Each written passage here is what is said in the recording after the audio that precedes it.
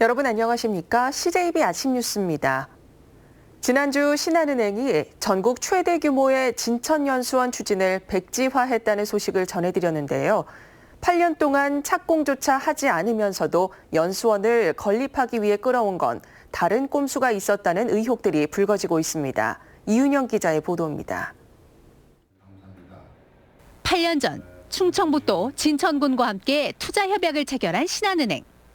3,100억 원을 투자해 전국 최대 규모의 연수원을 짓겠다는 약속이었습니다. 공교롭게도 충북 도금고 선정을 코앞에 둔 시점이었습니다. 협약 체결 일주일 만에 도금고 신청서를 냈고 결국 농협과 함께 3년 동안 도금고에 선정됐습니다. 그로부터 3년 뒤 투자 협약 이후 삽질 한 번 없었던 신한은행이 연수원을 재추진하겠다고 밝혔습니다. 도금고와 통합 청주시금고 선정 시기와 딱 맞아떨어집니다.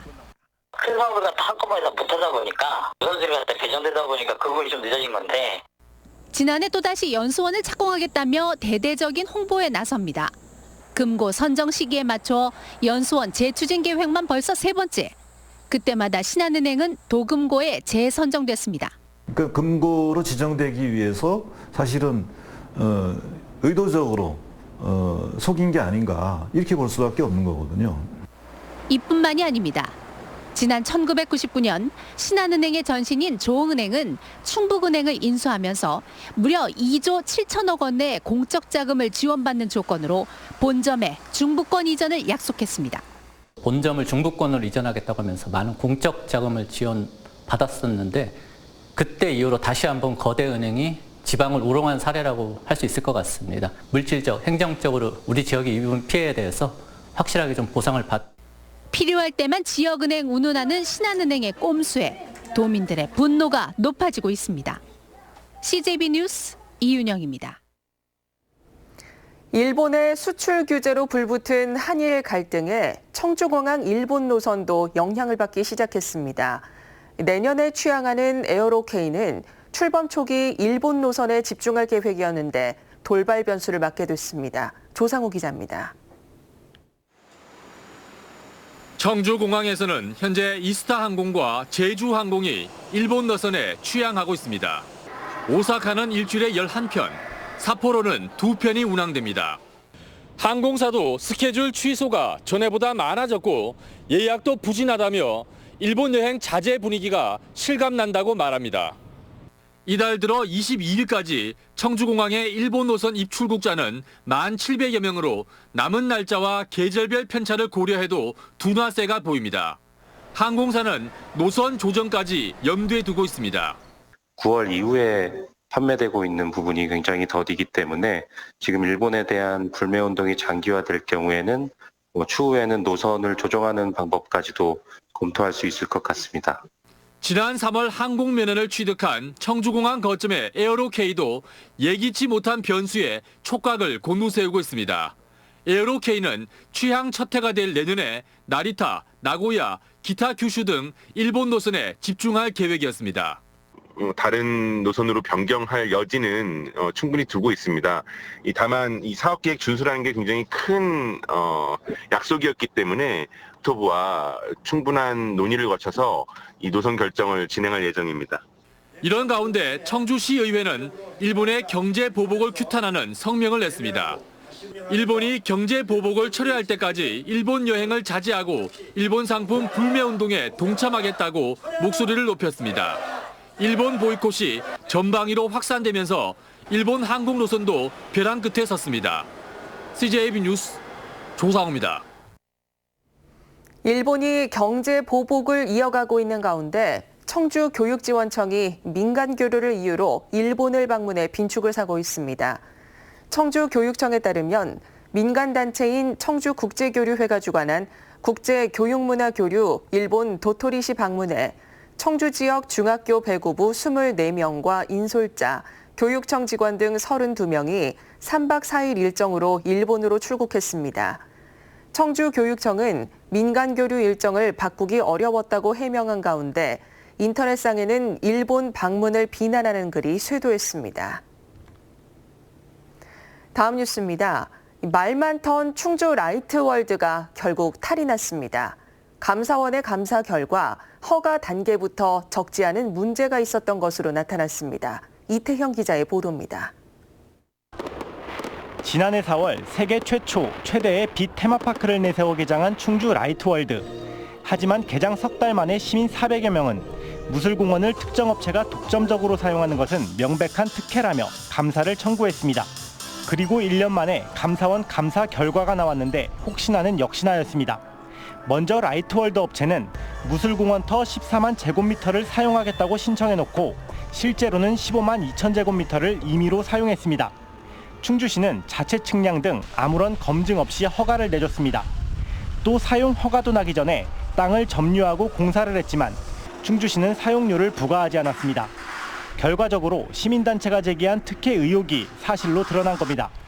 이 밖에도 감사원은 분납에 따른 이행보증금 미징수, 행정재산의 재임대 등을 지적했고 관련 공무원 3명에게 주의 조치를, 충주시에는 기관 주의 처분을 내렸습니다. 그 통지된 결과에 대해서는 엄중하게 받아들이고 그 지적된 3가지 사항에 대해서는 충실히 조치 결과를 할 것이며 앞으로도 행정행위를 할 때 이러한 사례가 발생되지 않도록 만전을 기하겠습니다. 이런 가운데 라이트월드는 충주시의 납부와 임대료 3억여 원 가운데 2억 4천여만 원을 여전히 체납하고 있습니다. CJB 뉴스 이태현입니다.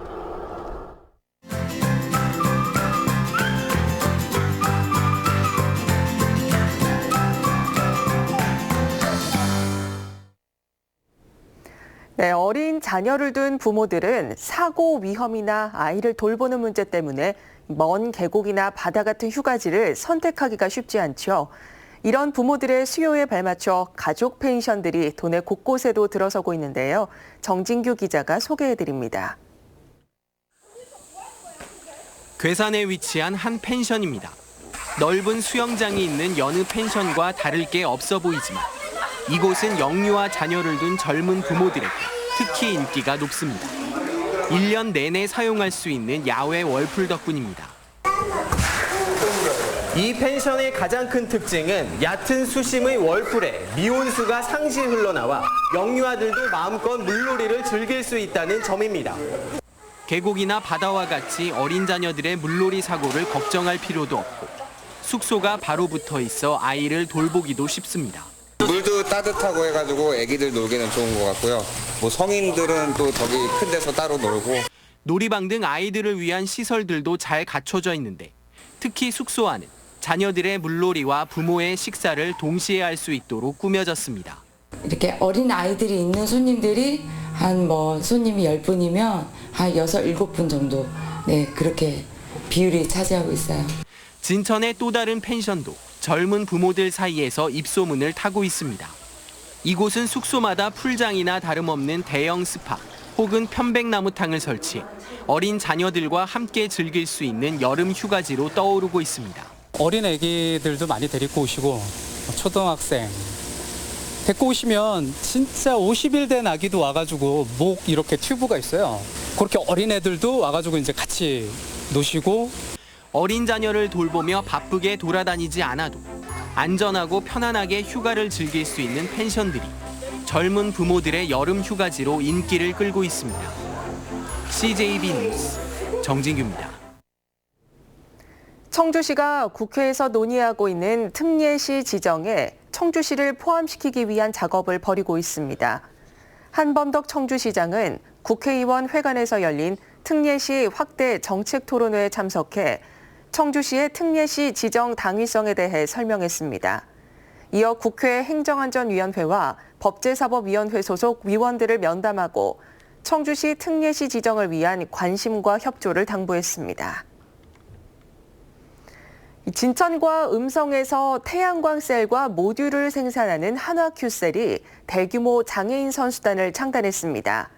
지난 2월 도내 최대 규모로 창단한 에코프로 선수단 인원보다 7명이 더 많은 30명 규모입니다. 조용광 기자입니다.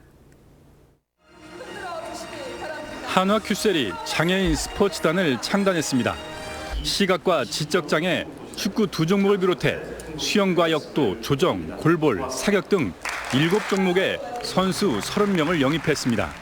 소속팀이 생겨서 이제 한화큐셀에서 활동하게 돼서 기분이 아주 매우 좋습니다. 태양광 셀과 모듈을 생산해 태양의 땅 충청북도와도 호흡을 맞추고 있는 한화큐셀은 이번이 두 번째 스포츠단 창단입니다. 김지현 선수 등이 소속된 여자 프로골프 선수단에 이어 이번엔 장애인 스포츠에 눈을 돌렸습니다. 선수단 여러분의 뜨거운 열정과 노력을 진심으로 응원하고 선수들이 운동에 전념하는데 부족함이 없도록 최선의 노력을 다할 것입니다. 지난 2월 에코프로에 이은 대규모 장애인 스포츠단 창단은 최근 전국체전에서 우승과 준우승을 차지하며 자신감이 붙은 충북에는 천군만마입니다. 우리가 각 종목의 경기력이 많이 향상이 됐습니다. 그걸 유지할 수 있는 것이 바로 장애인 스포츠단. 또 기업 입장에선 장애인 스포츠단 창단은 해마다 의무 고용 기준이 높아지고 있는 장애인 고용률을 끌어올리는 한 방편으로도 활용되고 있습니다. CJB 뉴스 조윤광입니다. 청주국제공항 정치장에 항공기 신규 등록이 늘어나면서 청주시의 재산세 수입이 3배가량 증가한 것으로 나타났습니다. 청주공항을 정치장으로 등록한 항공사가 낸 재산세는 올해 18억 5천여만 원으로 지난해 6억 2천여만 원보다 3배가량 늘어났습니다. 청주시는 올해 청주공항의 항공기 등록 대수는 지난해 13대보다 2대 가까이 증가한 25대라고 밝혔습니다. 내부비리 고발을 시작으로 수년째 내홍을 겪고 있는 충주 신명학원 우태욱 이사장에 대한 임원 승인이 취소됐습니다. 충주시 교육지원청은 신명학원이 관할청에 학교장에 대한 징계 요구에 불응한 사유 등을 들어 우 이사장에 대한 임원 취임 승인 취소를 통보했습니다. 대학법인을 제외한 도내 학교법인 이사장의 임원 승인이 취소된 건 이번이 처음으로 우 이사장은 집행정지 가처분 신청 등 소송으로 맞설 것으로 알려졌습니다. 청주지방법원은 10억 원대의 추가 보육료를 받고 지자체 보조금도 부정 수령한 청주의 한 어린이집 원장에게 징역 1년에 집행유예 2년을 선고하고 80시간의 사회봉사를 명령했습니다. 피고인은 지난 2013년부터 4년여 동안 학부모들에게 고시한 금액 외 추가 교육비 11억 2천여만 원을 받아 챙기고 기본 보육료 지원 요건을 충족하지 못한 사실을 숨긴 채 보조금을 신청해 1억 1,400만 원을 부정 수령한 혐의로 재판에 넘겨졌습니다. 다음은 오늘 도내에서 열리는 행사를 안내해드립니다. 청주에서는 2019 이웃사랑 유공자 시상식이 오후 2시 충북대학교에서 열립니다. 충주에서는 충북종단 대장정 종주단 환영식이 오후 2시 충주 실내체육관에서 있습니다. 증평에서는 드림스타트 아동 응급처치 교육이 오전 10시 여성회관에서 있습니다. 끝으로 날씨입니다. 충북지방 오늘 대체로 흐린 가운데 오후부터 저녁 사이 소나기가 내리겠습니다. 도내에 예상되는 강수량은 5에서 40mm 안팎입니다. 낮 최고 기온은 청주, 충주 32도 등 30도에서 32도로 어제보다 조금 낮겠습니다. 내일과 모레는 시간당 30mm 이상의 강한 비와 많은 장맛비가 이어지겠습니다. 내일부터 모레까지 도내에 예상되는 강수량은 50에서 200mm, 많은 곳은 300mm 이상 내리는 곳도 있겠습니다. 비 피해 없도록 각별히 유의하시기 바랍니다. 이상으로 CJB 아침 뉴스를 마칩니다. 고맙습니다.